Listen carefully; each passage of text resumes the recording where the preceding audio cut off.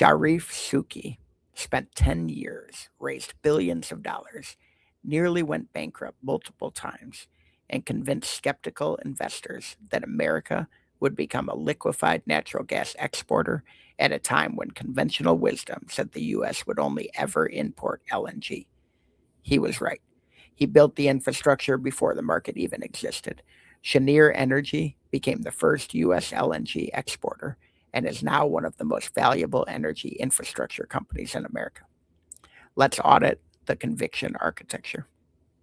Hello, my name is Todd Hagopian, the original Stagnation Assassin, author of The Unfair Advantage and The Stagnation Assassin on Amazon.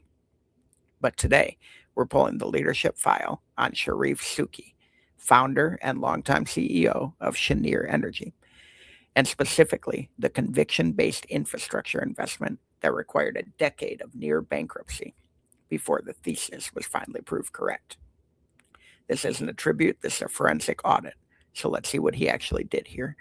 The leadership stagnation score of the U.S. natural gas market pre-shale was 6 out of 10 on the corporate cancer scale of energy infrastructure. The disease was demand assumption rigidity. Every energy infrastructure investment model assumed that the U.S. would be a natural gas importer indefinitely.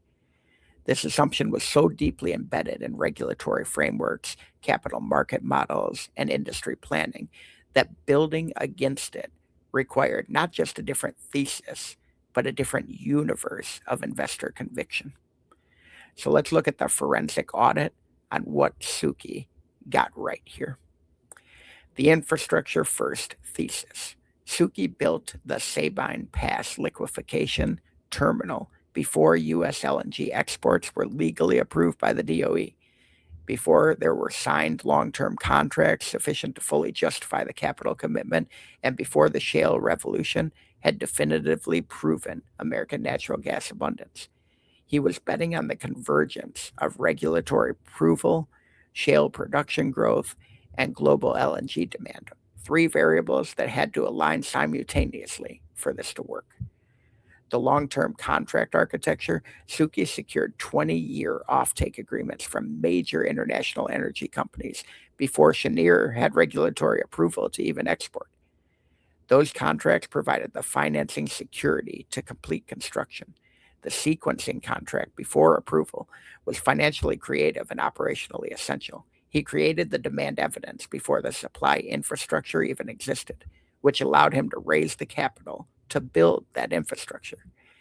The grandiose goal orientation, Souki pitched the LNG export terminals as an American energy transformation infrastructure play, when the project looked like a speculative real estate bet.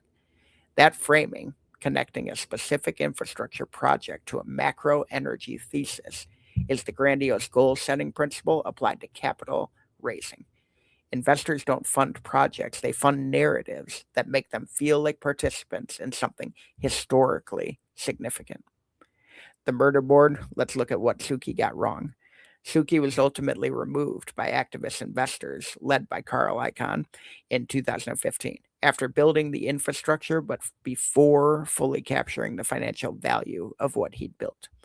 His capital allocation and governance decisions during the construction phase had produced enough investor dissatisfaction that the person who built the asset couldn't retain control of it.